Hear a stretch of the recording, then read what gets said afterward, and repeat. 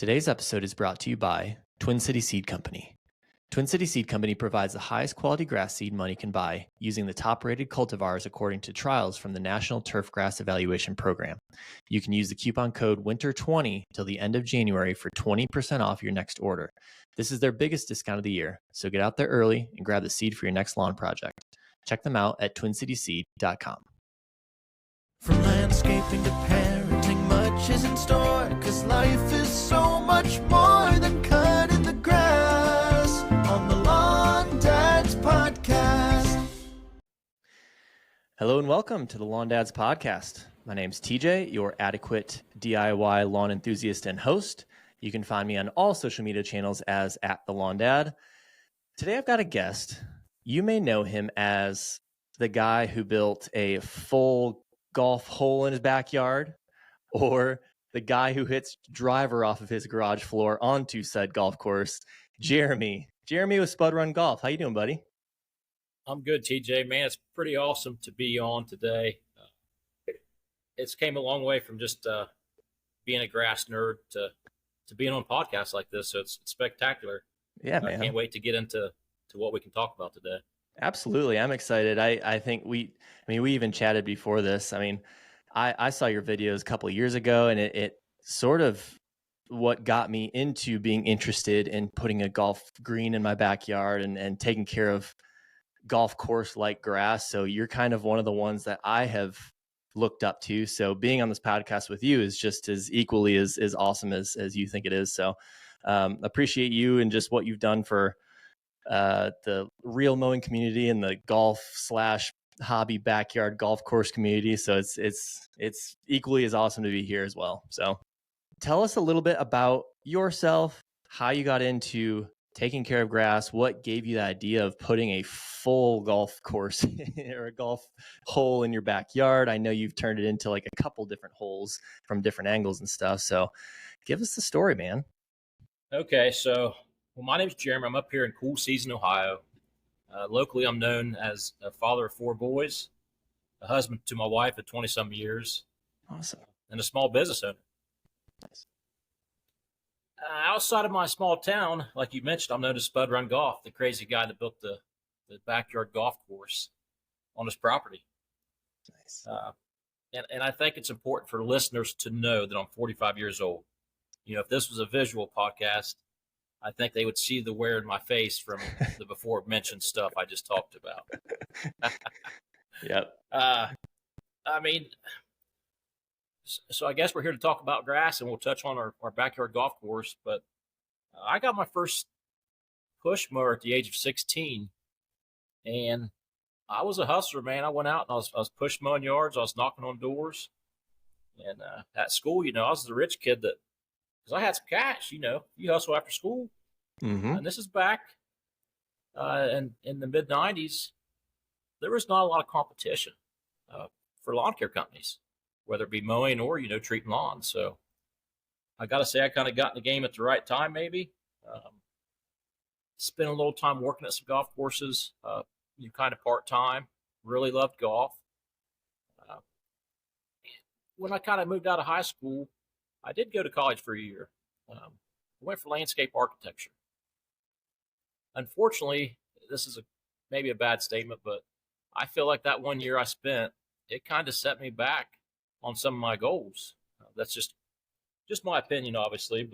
And then, interestingly enough, after that year, I added some lawn care to the mowing. So we're going back to the late '90s now. But I had this Chevy Creeper van, Chevy Creeper cargo van, man. I had my sprayer in it. You know, I had my push spreader, had my fertilizers, had my spray stuff, and I done that for a couple summers, got up to a decent clientele. And there again, I just, not that I got tired of the grass part, TJ. I just got tired of the monotonous of every day going out and that being what I was doing.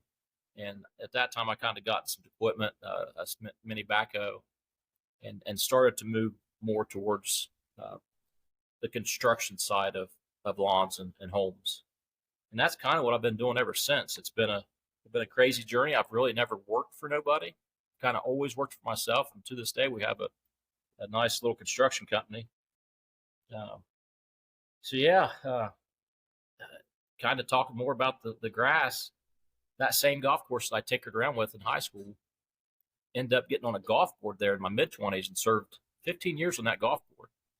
So it was really cool for me to kind of see the bottom end from that guy out there raking those bunkers to the guy up kind of the top making those decisions. And it was nice to have that perspective for both ways, because I will say, when you're at that bottom end, a lot of the decisions doesn't make sense.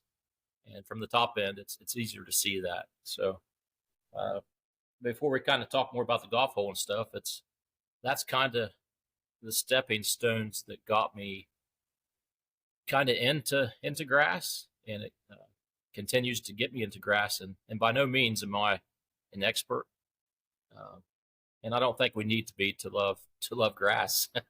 Nope, not at all. It's a great hobby for all of us. Oh yeah, for sure. Yep. So started out kind of like from the bottom. You're on the golf board. So talk us through that decision of like, I mean, how on board was your wife with creating the golf hole in the backyard? Like, what kind of spurred you to just be like, you know what, I'm going to do it. I'm just going to do it. Let's talk about the wife after we talk more about the golf course. Let me tell you why. That's going to be is it a foreshadowing of the dad hack at the very end? Actually, yes, it is. It really is. All right. So we'll cover that at the end. So kind of some of the things we just talked about, I feel like I prepared myself to do something cool like the backyard golf hole. I actually, in my mid-20s, it was my lifelong goal to build and own a full-size golf course. I even went to the bank around the age of 25 and sat down with the bank president.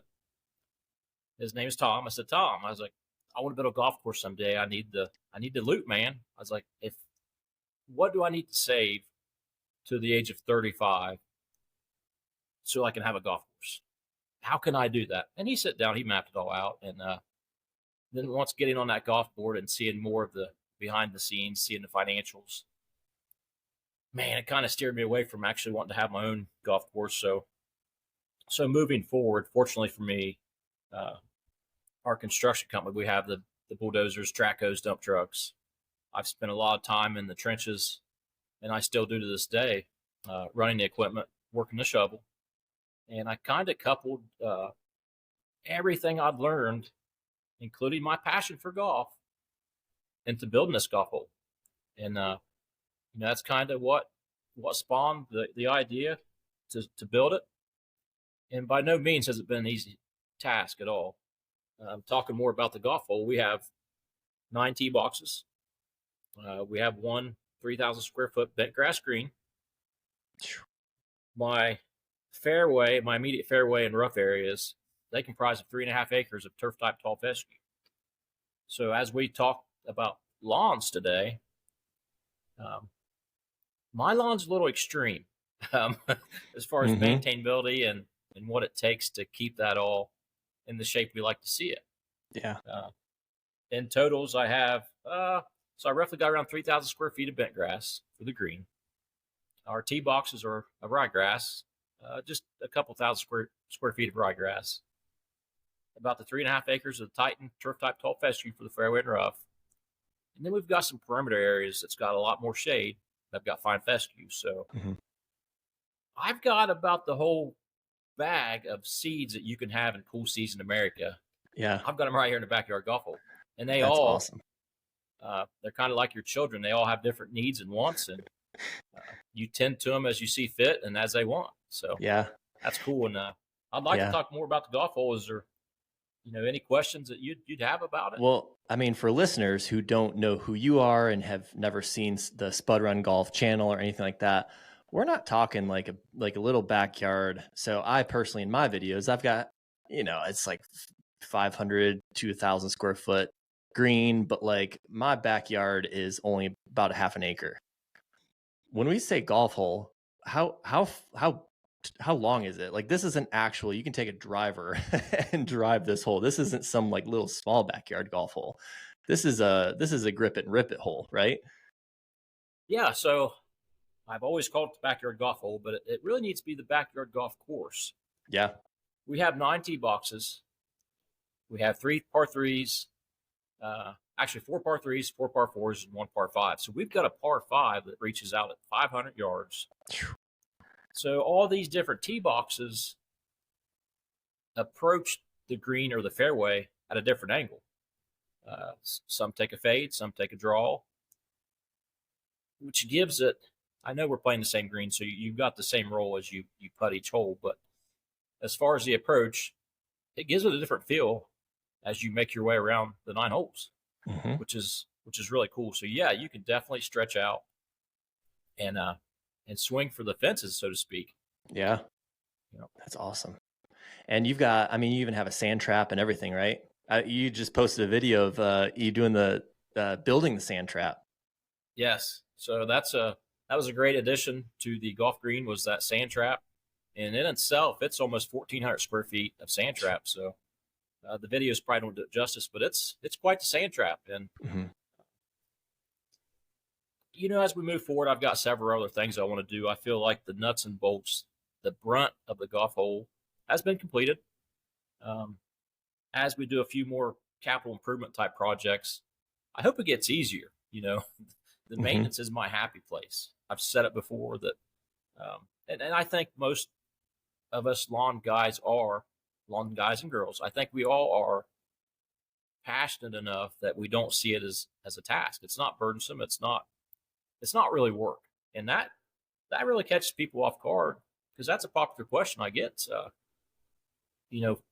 How do you maintain that? I mean, that doesn't take a lot of time. Well, it does. But when I'm in town, down in a big trench working on a 6-inch sewer main, all I can think about is getting out there and mowing or treating the property.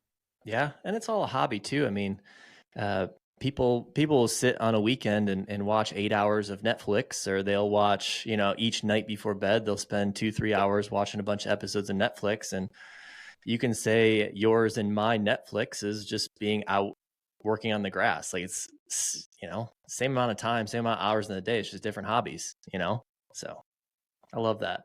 Yep. So any big that you can share, any big additions or any like big things that you want to put and improve the golf course at all that you want to share?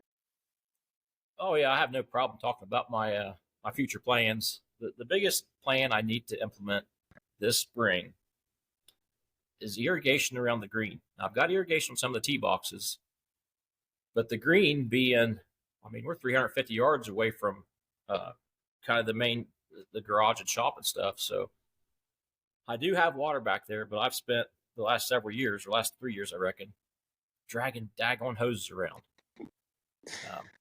So irrigation is on the hit list for sure. I've got to redo a couple of tee boxes. No big deal. But definitely the irrigation. And I'd like to get a little creative with what I call an approach to the green. Get something a little bit nicer, because the green is a little bit elevated.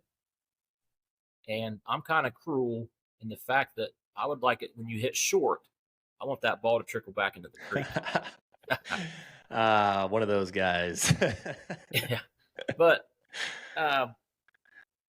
kind of what I was just talking about the golf course and our average homeowner with lawns. A couple of the things that I did not expect, TJ, and I'm kind of working through them. You know how we have the social media. Maybe we'll touch on that too. But we have people that come out and golf. We have an Airbnb, and they come and they stay and they play. Local people come on the weekends or week evenings and play. That brings a new dynamic to my turf programs, my mowing, because imagine you had somebody coming out to play lawn darts in your lawn at night or whatever, or putt or chip. That kind of comes into play a factor, and it makes it more interesting sometimes when I know I've got 8 guys coming on a Saturday morning at 8. Sometimes I'm running with the headlamps to feel like I've got the course presentable enough for them to play. Yeah, but you're a superintendent at that point. Yeah. That's cool though. So you've got an Airbnb that's on. So it's like golf course view Airbnb, right? No, so okay, you cannot see the golf course from the B&B, unfortunately, I guess. But we actually have two places to stay, two separate places to stay here, and people eat it up.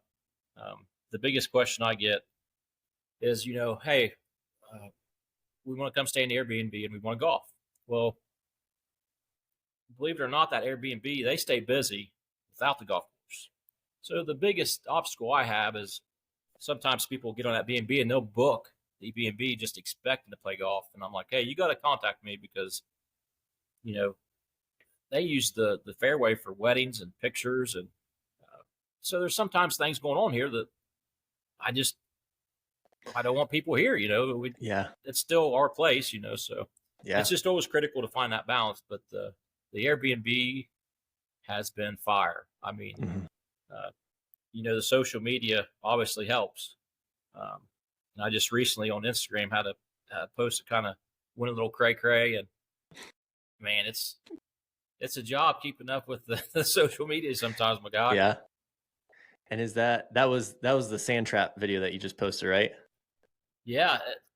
So a lot of people have seen that and they thought I just built it, but actually that was repurposed from 2 years ago. So we've had that sand trap, but it was it within 24 hours, I think it's up to 1.3 million views. That's awesome. Which, in turn brings a lot of comments, and it's bringing eyes though to my backyard golf course, excuse me, that, hoping to get, I've always kind of started on YouTube and I'd like to focus more on YouTube, but I think it's a handy tool to have in the bag, to cover all platforms. But it's also crazy, TJ, that post, that sand trap post, it was basically me in 40 seconds. It was building a sand trap from start to finish. I mean, start to finish. I put it on Instagram. I put it on TikTok. I put it on Facebook and YouTube. So Instagram's up to 1.3 million. TikTok and Facebook's around 400,000 views. YouTube's got like 1,800 views. The platform I want to work the best. Isn't that crazy? I mean, come on, tell me the secret, brother. There's no secret, man. You just post. I wish there was. If there was a secret, then everybody'd be doing it. It's just something resonates with certain viewers, and I don't know. If you could tell me, that'd be great. Well, regardless, I'm not disappointed. It's obviously good to. That's so cool. You know what it feels like when you put the effort into these videos, and you see one actually pick up, and there are some negative comments for sure, but the positives far outweigh, and it makes you feel all warm and fuzzy inside, like you've done something right. It's the appreciation for a hobby. Everybody wants appreciation, right? So, like you said, all the work that you put into it, somebody actually like appreciating it, viewing it, and liking it, and even commenting saying that's awesome. You're like, I know, thanks. I know it is.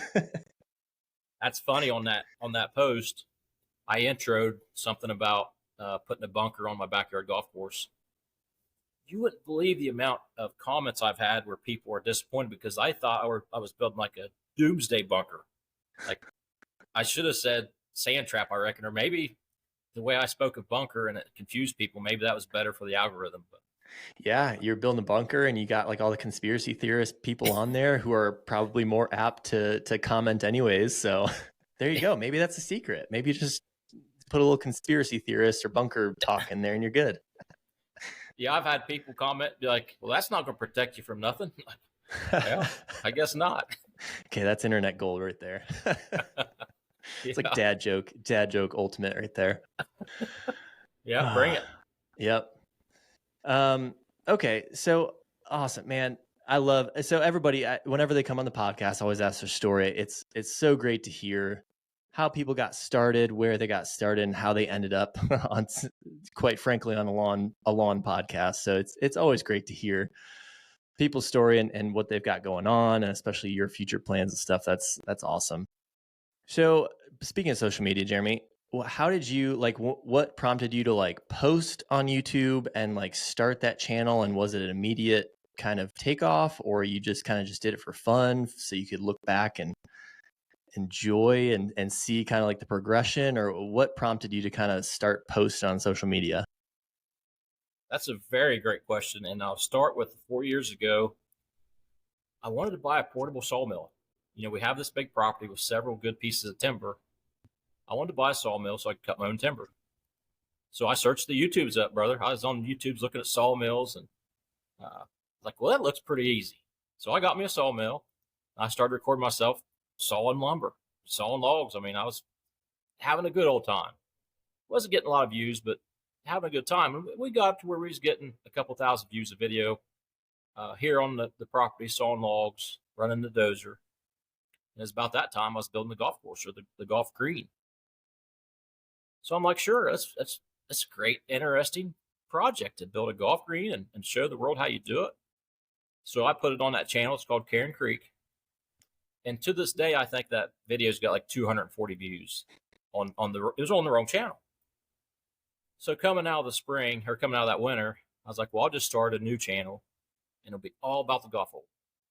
Nothing else. It won't be sawing logs or none of that. It'll just be about the golf hole. And that's kind of where the Spud Run Golf, the YouTube channel, started.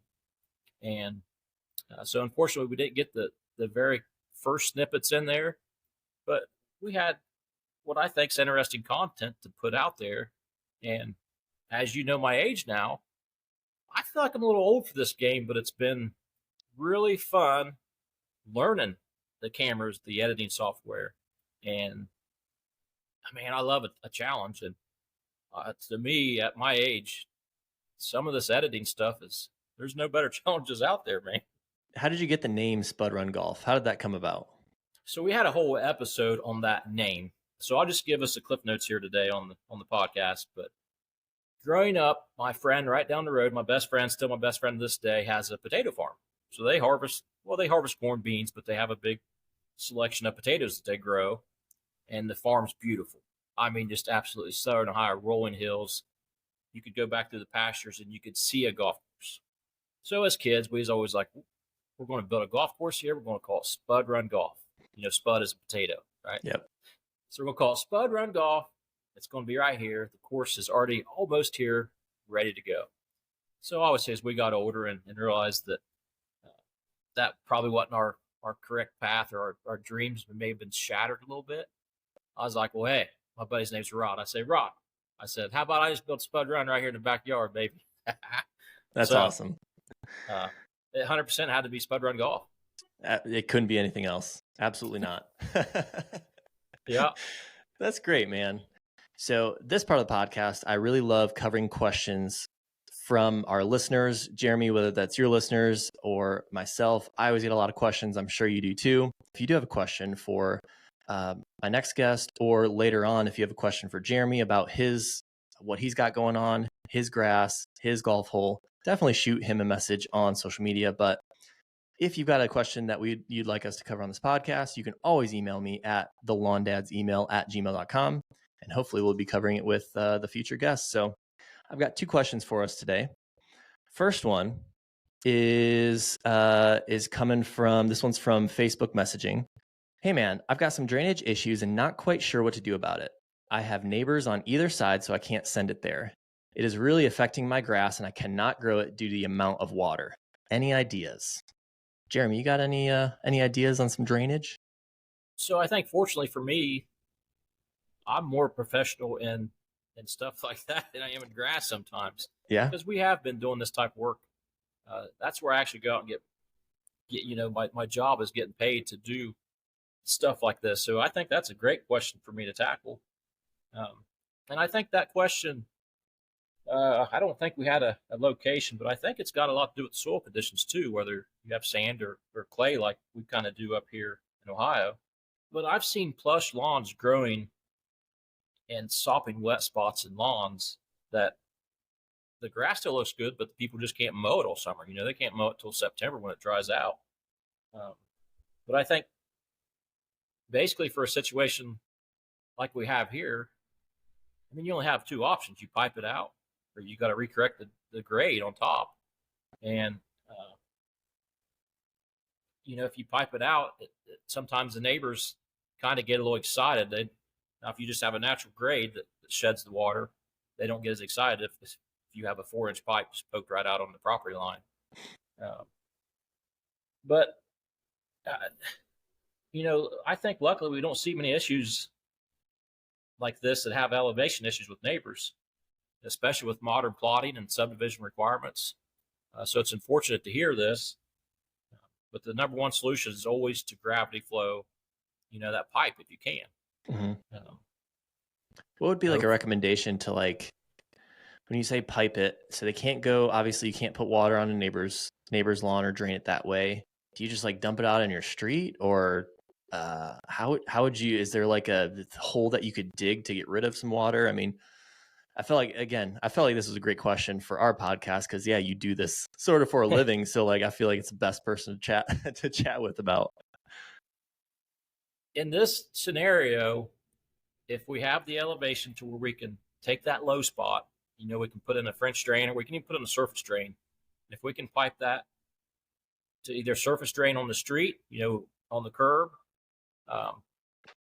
and a lot of times we've actually tied into the storm sewer. So there should be a storm sewer out in the street or near the street to where you can tie into that.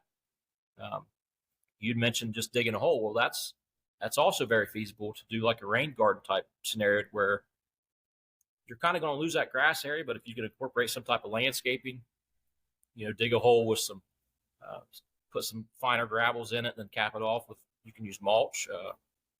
The biggest problem with that is if it's getting fed by a lot of watershed, it's still going to overflow. And that's where I started this conversation with soil conditions. Down south where it's sandy, that spot might dry out. But up here, if you get a low spot in the yard, it's going to hold water for weeks upon time. Yeah. That ultimately, if you want decent lawn area there, you need to get rid of that water by one of the ways we just kind of discussed. And then in last resort, which we always hate to talk about this, but you can mechanically pump it. So you put in some type of sump pit that you can pump it to gain those elevations to get it out away from the neighbors, out to the street to where nobody's going to complain. But we hate to depend on that. I thought you were going to say last resort, just move. That's a last resort. That's like the super last resort. Just move. Or buy the neighbor's house, just pump it over there. Pump it, turn it into a rental and pump it in, make it their problem. That's what I always tell people. If people are like, man, and this usually happens, I wouldn't say usually, but sometimes it happens like at downspouts or something like that. Well, first off, you want to make sure that your downspouts have kind of like an extension on them. You don't want it dropping straight at the foundation or dropping straight onto plants. Like, you can point it elsewhere. But people are very scared to increase their landscaping. They're very scared to increase their beds. So maybe kind of like what you were talking about, having that drain or digging some sort of like, what were you saying? Like a landscaping kind of area. Making your landscaping beds a little bit bigger is okay. I know we're on a lawn podcast. You should have as much lawn as you can, but like, if it's close to landscaping, just make the landscaping a little bit bigger. That will hide maybe some of that issue. Or again, you don't want to hide it. You want to get rid of water. So it'll allow you some options for drain covers or something like that, or figuring that out. So it's okay to increase your landscaping beds. So. Yeah, and the ultimate goal is we all want nice, thick, healthy lawns. Unfortunately, these times, these days and age, when it comes time especially if you build a new house, what suffers the most every time? It's the budget at the end, which is your lawn. Yeah. And anytime I can get my hands in a new construction project, we're saving the topsoil first and foremost. Before anybody gets on site, we want that topsoil saved. That's reclaim it for the end of the project, and that'll be 90% of your battles if you've got good soils, obviously. But it just doesn't happen. We get to the end of these projects, in the final grade, the soil is gone. We're trying to plant grass on just rocks and clays and leftover concrete, and it's I hope for the best when people get done with the project, the budget's there, or the processes were done right, that they can start off with a good lawn, because that's the foundation of your turf is the soil and the grade. And it just gets, ultimately, it gets screwed up way too much, man. Yeah. Way too much. And maybe that's a good kind of pointer, especially coming from a builder. So if you're looking to build your forever home or a home that you're going to be living in for X number of years, and you have control over that final process of grading and stuff, make sure there's no pools of water right before you put down seed or sod or whatever it is. Check it. Go when it's pouring down rain, go check it. Because if it's pooling when there's no grass, it's going to pool with grass. I don't know what else to tell you. Oh yeah, for sure. And I think the folks that are listening today they enjoy the grass and they want nice grass. So hopefully they can be as hands-on as they can be when it comes to, especially the elevation of the home. So the home sits up so we can get, drainage away from the nucleus for property and make sure that soil is salvaged. So you're not at the end of the project paying thousands of dollars to truck in soil that was there to start with. Yeah. The wives love the bougie kitchens. The guys love the bougie yards. Guys, get the bougie yard. I don't think I've ever used the word bougie. Come on. Is that in the dictionary? Dude, you're an influencer now. You got to use the word bougie, right? Can you spell that? Boujie. Boujie. Bougie. I'm going to get bougie tonight. Come on. Oh, that's the wrong term. Oh, okay. Copy.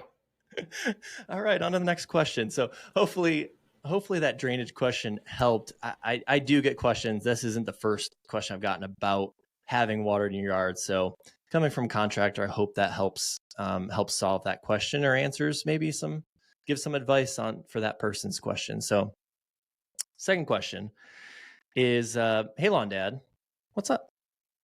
I am new to taking care of my lawn and trying to figure out if I actually need an irrigation system or not. Is it necessary to have a beautiful lawn or just a nice thing to have? So irrigation, actually, you touched on this. You want to put irrigation in your green. Do you personally, so you're in the cool season, so you have the fescues, you've got the turf type tall fescue, you've got the ryegrass. Do you personally, in your soil and conditions, need to have an irrigation system to have good grass? For the last handful of years, we have been super fantastic up until mid-August. Mm-hmm. Mid-August is when the irrigation is going to come in handy.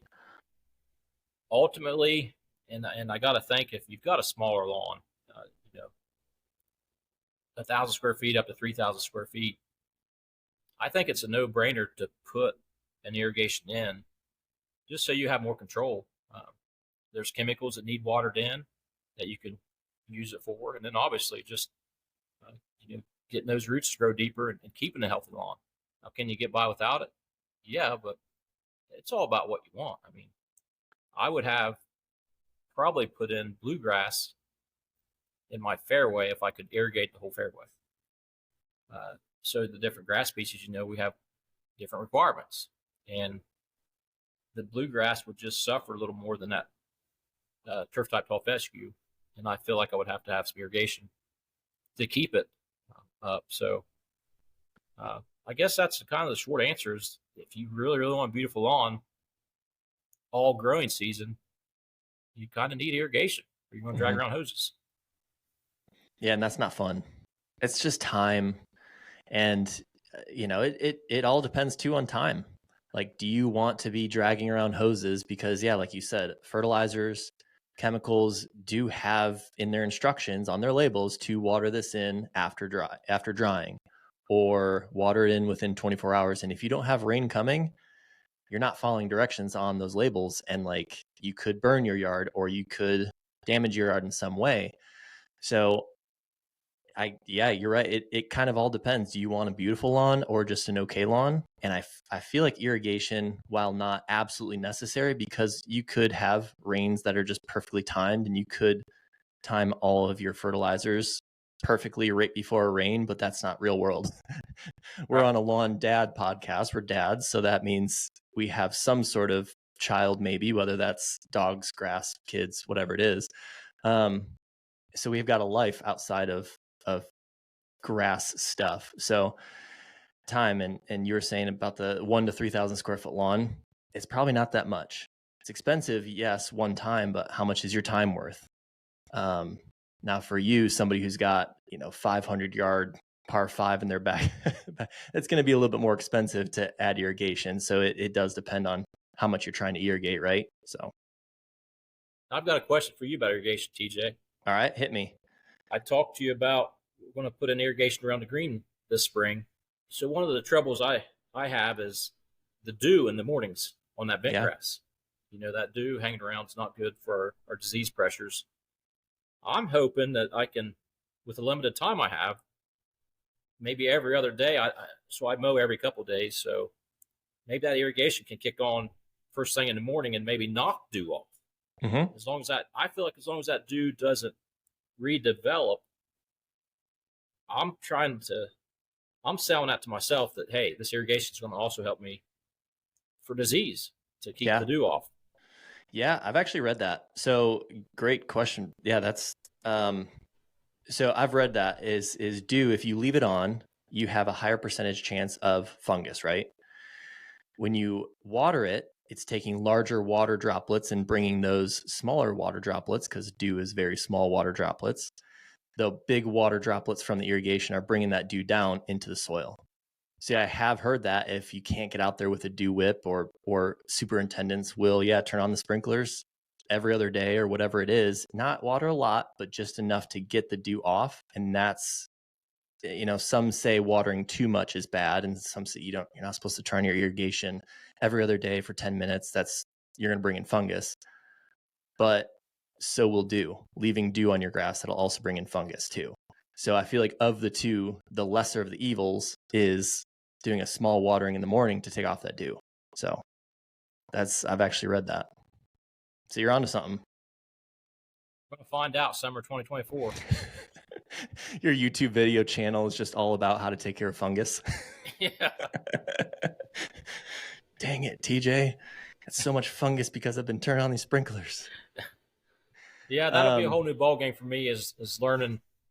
I'll have to relearn my watering for that bent grass green, because the bent grass green, unlike most of our lawns, we've got a drainage base underneath. It's a root zone material that's mostly sand, so it's kind of designed so the water, you want to flood it, and you want that 12 inches of root zone material to be flooded. And instead of holding that water, it's going down to the drainage rock and then getting out. So the bent grass journey has been pretty fun. And most lawn podcasts, you don't talk about bent grass just because it's not a common homeowner turf.